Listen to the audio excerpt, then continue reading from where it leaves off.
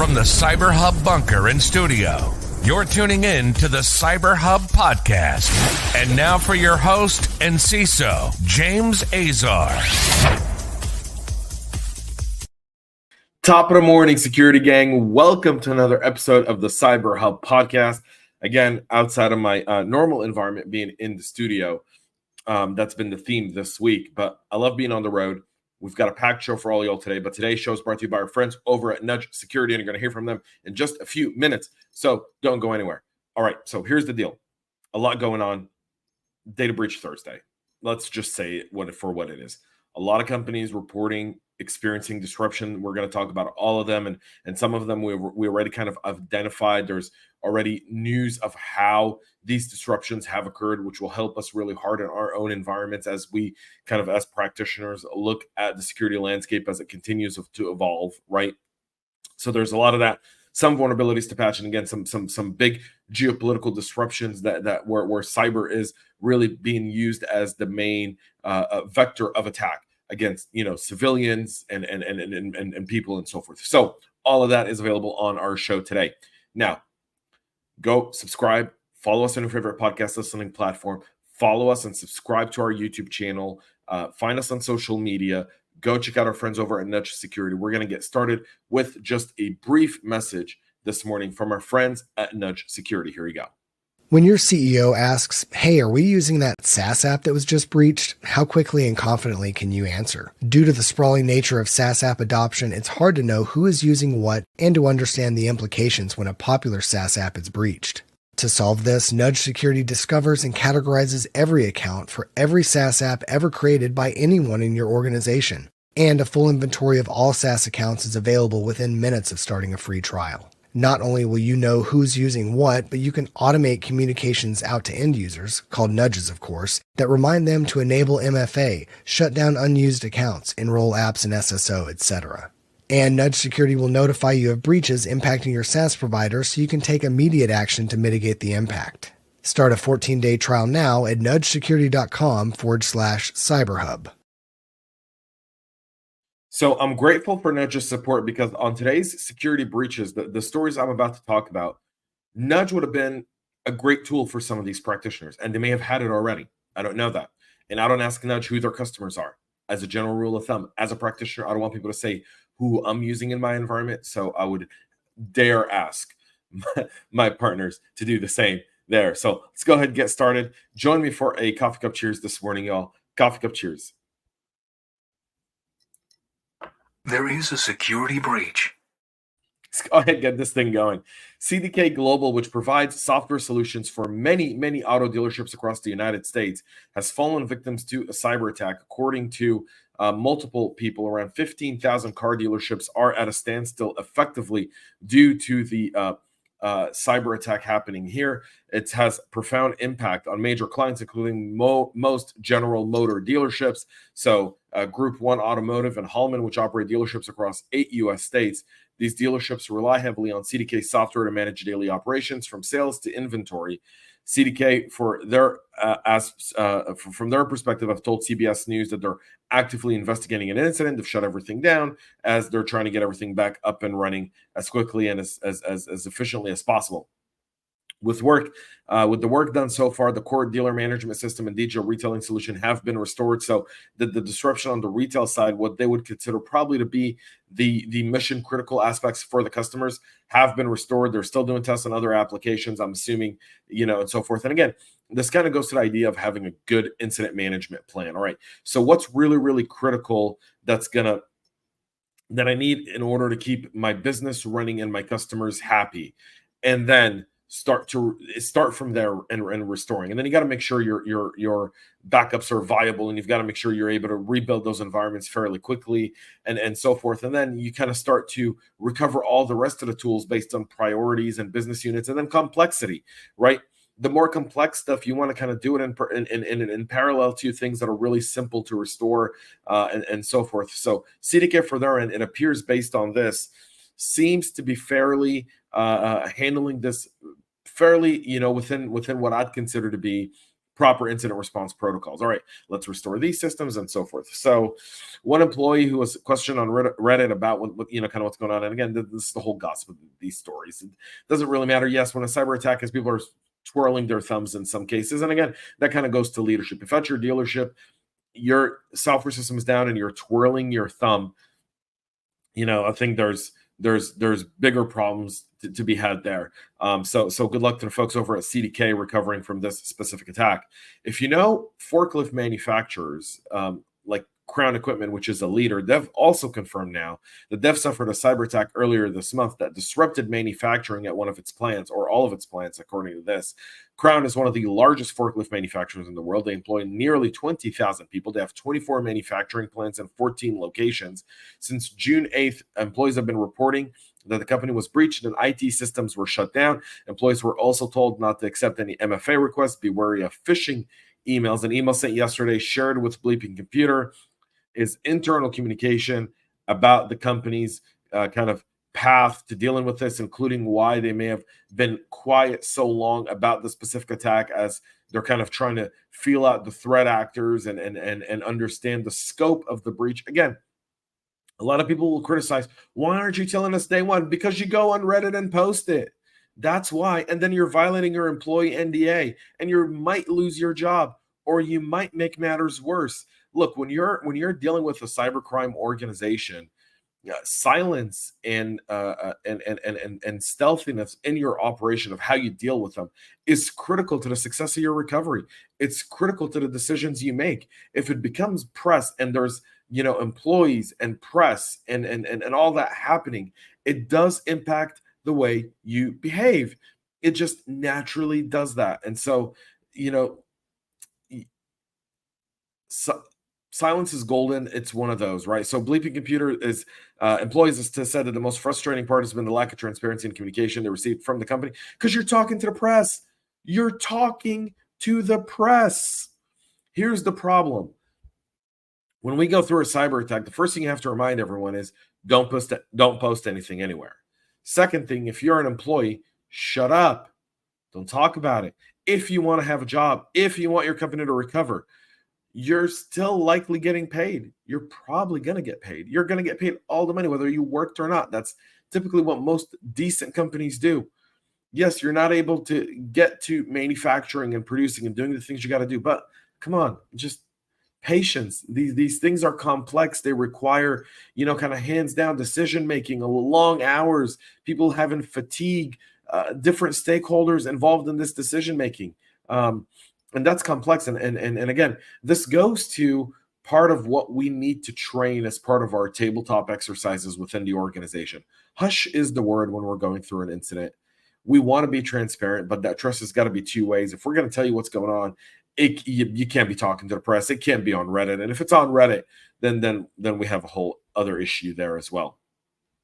Advanced Auto Parts has filed with the SEC the fact that they've fallen victim to a breach. That breach is not them being accessed, but specifically Advanced Auto Parts is a victim of what happened at Snowflake, and Snowflake apparently wasn't breached either, so this was one of their accounts there as well. So in a June 14th filing to the SEC, Advanced Auto Parts identified unauthorized activity within their database environment containing data, launched an investigation. On June 4th, the threat actor offered what alleged to be the company's data for sale, and the company has notified law enforcement. The threat actor, going by the handle of Spider, has claimed to have stolen 3 terabytes of data from the company's Snowflake cloud storage. The information is being stolen for $1.5 million, and it contains a whole bunch of customer information, customer orders, loyalty cards, gas cards, employee information, auto parts, sales histories, and all of that. So the SEC filing says that they're likely containing personal information, including social security numbers and potentially other government identifications of current and former job applicants and employees. They've also said that they would share this information and offer free credit monitoring and identity restoration services to any impacted party. The cyber attack could cost damages up to $3 million for the organization there as well. Advanced Auto Parts operates 4,777 stores in the U.S. with 320 Worldpac branches, primarily within the U.S., with some locations in Canada, Puerto Rico, and the U.S. Virgin Islands. So there's that there as well. T-Mobile is denying a data breach or that their source code was stolen after a threat actor posted online that they've stolen data from T-Mobile. T-Mobile says, according to our systems, according to us, our systems have not been compromised. We're looking at this through a third-party service provider and potentially that link right there. The statement comes after Intel broker, well known for, kind of posting this kind of stuff and then saying, all right, here's what's going on. He's broken a whole bunch of these stories, Intel broker. And so saying that he's selling source code, SQL files, images, Terraform data, T-Mobile.com certifications, and silo programs. So no customer information here, but definitely a lot of IP that belongs to T-Mobile that could have that could be very beneficial for nation states.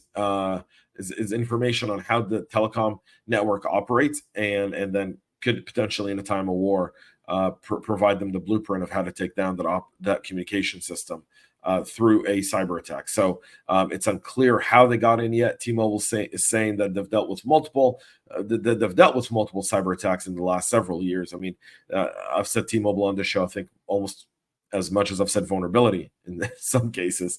So there's that. So we'll see what happens with T-Mobile. We'll keep you appraised as to the situation as it becomes available, and we'll let you know. Cryptocurrency exchange Kraken is saying it's coordinating with law enforcement after security researchers allegedly attempted to extort the firm following a discovery of vulnerability on its platform. So most companies have a bug bounty program. You register for the bug bounty program. You're given access to go and do things within the bug bounty program as a white hat hacker, as a security partner to the organization. And vulnerabilities that you find based on severity earn you X amount of dollars for the work you're doing. The microeconomics of the cybersecurity industry, kind of our own version of, drive an Uber, right? That's what some of this bug bounty is. Although there's very, very big companies that do this, and it's a significant part of their revenue stream. So these white hat hackers, these bug bounty professionals, found a vulnerability. They were able to deposit and withdraw money from an account.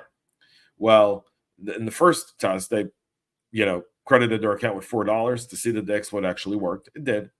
Then the second two ended up withdrawing almost $3 million from the Kraken treasuries, according to CISO Nick Perocco. When Kraken got in touch to request, as in usual bug bounty programs, hey, tell us how you got this, proof of concept, on-chain activity, and arrange the return of the funds that were stolen, they were like, no, we want to talk to your business development team. We're not going to agree to any funds returning until we know how much this really is, so that we can have that conversation. For that, Kraken said, well, that's not white hat hacking, that's extortion. Hashtag true.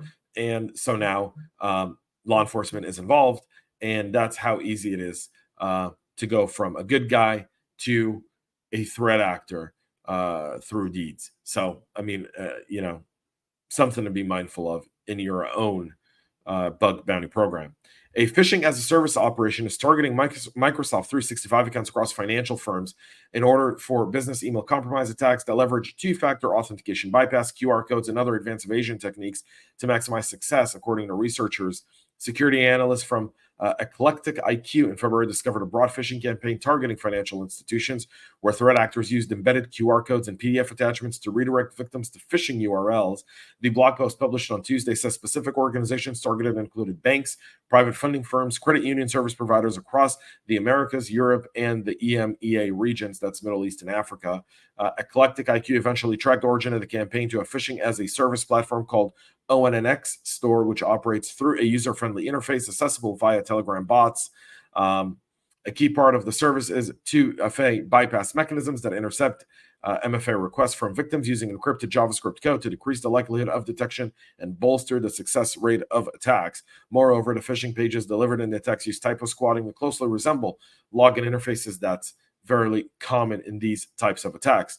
The use of QR codes is becoming even more. I mean, I'm sitting in restaurant 2024, and some restaurants where I'm at, they still make you scan QR codes. Why? Print a menu. I understood QR codes when people thought that during COVID, somehow you're going to get COVID off of touching a menu and sanitizing a menu, and the QR code made a whole lot more sense. That's not the case anymore. So the idea of QR codes in these kinds of environment also very, very troubling there as well. So there's that. Another attack vector here for Microsoft 365. They're adding encryption, a whole bunch. You can obviously see the rest of this in the show notes.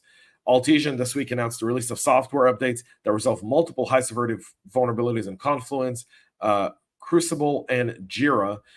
One of the main ones is CVE 2024-22257. The most severe is a broken access control issue in the Spring framework that could allow unauthenticated attackers to expose assets that they should not have access to. There's also some server-side request forgery vulnerabilities in the URL parsing functionality in the framework. Those are CVEs 2024-22243, 22262, and 22259. The three security holes are essentially the same bug, but each can be triggered with different outputs according to NIST. So all in all, you want to make sure you get those environments patched. If you're not watching Euro 2024, what are you thinking? It's the summer of soccer. Every 2 years, there's a major summer soccer event, right? This year in 2026, it's the Euro in Europe, where it's the European, continent tournament, and Copa America happening in the United States. In fact, tonight, thanks to some friends of the Cloud Security Alliance, I'll be watching Lionel Messi play the Canadians, go Argentina. This is huge in Europe and in South America and across the world. These games are huge. Well, apparently, the public television network TVP in Poland experienced the DDoS attack as the game kicked off between the Poland national team and the Dutch national team, where the stream couldn't be had online due to a DDoS attack. Poland's Deputy Minister of Digital Affairs, Paweł Ozolowski, said in an interview with local media that evidence is now pointing to the fact that this attack was started by Russia in order to disrupt the Polish people's joy of watching a sports game. Sports are a target, folks. There's that. The beauty. And finally, the government of France is making a bid to acquire the cybersecurity division of Atos for some $750 million, showing that the financially beleaguered company's importance to the country's defense interest and the government wanting to bail them out. This is especially critical at a time where France is hosting the Olympic Games in just a short month. The French government has similar stakes in other entities like Air France, Airbus, Renault, and aviation space and defense giant Safran. So the move to invest in Atos is not unprecedented, but it is showing you how pivotal Atos is to the French security ecosystem as a whole, and their fear of it potentially falling into investors that could use that for other reasons. That's it for our show this morning. We'll be back Monday, 9 a.m. with all the latest and greatest. Have a great weekend. Have a great rest of your day. And most importantly, y'all, make sure to subscribe and stay cyber safe. We love feedback, so make sure to connect with us on social media and subscribe to our podcast on your favorite podcast listening platform.